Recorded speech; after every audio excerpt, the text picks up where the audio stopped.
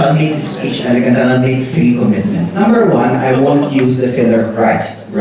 Number 2, I will not use debate cliches like on the ground, exclusive benefit, and the comparative because I hate cliches, and I challenge Mr. Oibanda to commit to this as well.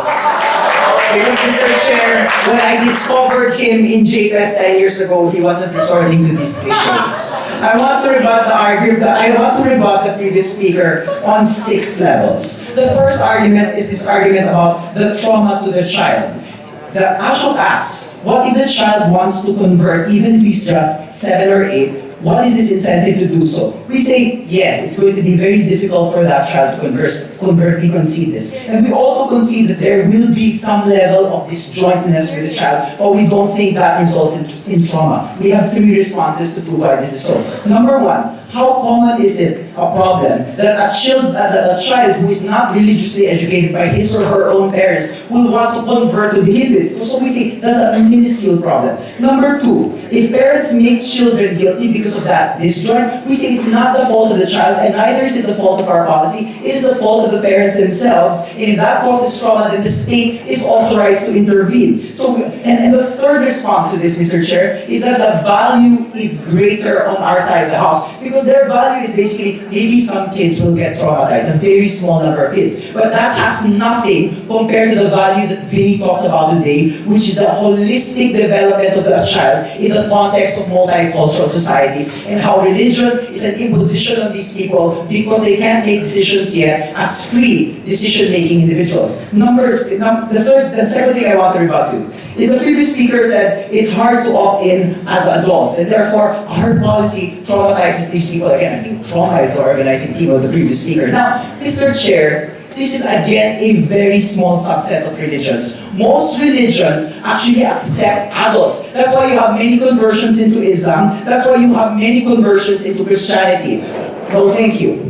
Moreover, we say that the nature of religions is that they are missionary religions. Most contemporary religions are missionary religions, therefore they will accept these adult people anyway. But even if some people are going to get denied conversion in their old age, we say that doesn't prevent them from reading these religious texts themselves, practicing that religion in a very personal way. The third thing Ashok talked to us about, that was underanalyzed, was this argument about the benefit of religious schoolings. Now we concede, some religious schools are better than others, some religious schools are worse than others. But you talked about poor people, and so we asked the question, are poor people actually able to access the best religious schools? So it's case to case, Mr. Chair. So we say what we should do here is rely on the general principle. The general principle is that states encourage secular education because states believe that it is in secular education that you can teach people the values of multiculturalism. This is a nuance that they ignore. We are in first world liberal democracies like France, America. What we need to do is integrate religious minorities to make sure that they have a common stake in a common society. And if they begin as children in isolated ghettos, thinking only as Jews, thinking only as Muslims, thinking only as Christians, then we say that defeats the general state-building project of multiculturalism. The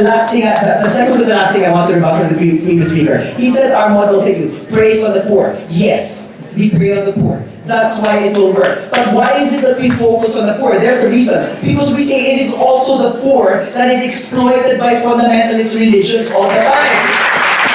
Moreover, we say that if you have problems with incentives, our incentives are good because our incentives actually put money in the pockets of poor people. That's not exploitation. And then finally, he said there's going to be a disjoint between the community and your own experiences. We say children's lives in liberal democracies are disjointed to begin with, precisely because liberal democracies are about telling children in a safe manner that there are many things to think about in life, and we say that that is the point of secular education. That is why a Muslim is classmates with a Christian student, and that is why the state should invest in this. So what I want to do today is I want to talk about how religious violence is pronounced with children and the state needs to curb it. Premise 1. Children cannot negotiate the concepts of religion critically the way adults do. This is a premise I shared with my first speaker. But I want to look at this with respect to violence. Let's look at a child, for example, who reads the Quran. A child who reads the Quran because he's also watching a lot of Mission Impossible, a lot of action films, will naturally hone in on the violent aspects of Quran, like the war. The child doesn't care about the peace-giving aspects of the Quran, but before that again, I don't.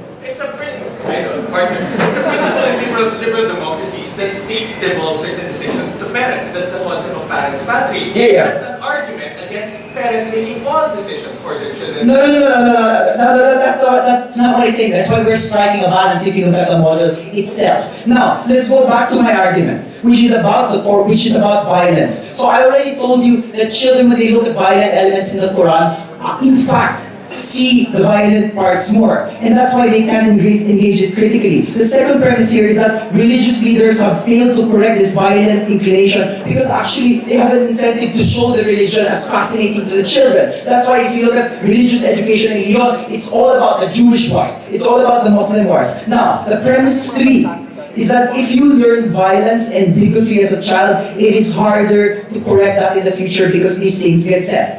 Now, I want to look at a particular case study. The case study is schools in Lyon, France. Now, if you look at public schools, by the way, in Lyon, France, public schools, they no longer have Jews there because of the incidents of bullying from Muslim students who are taught a violent version of the Quran, which is basically anti-Semitic. Just 3 years ago, in a report to the French president, a committee said that it is no longer safe to send Jewish students to public schools in Lyon. Now, how does our model solve this? Number one, the incentive reduces children who want to reduces the children to get educated in these religious practices to begin with. And we say that it works because these are poor people. Yes, we're exploiting the poor because they're the ones being targeted. But moreover, we say that because it is the state's goal to protect children, that it has a right to exploit these poor people. Because what's happening in Lyon, Mr. Chair? What's happening in Lyon is because Muslim boys are miseducated in their own religion, and because they can't critically appreciate that, children of Jewish descent, children of Christian descent are getting hurt. Now, Glenn wanted to talk about the role of the state to protect children. This is where it lies, Mr. Chair. Because if we want to protect other children, not just our own children, which is what we talked about, we need to make sure that our children only get exposed to violent ideas when they are critical enough to appreciate it. Thank you very much.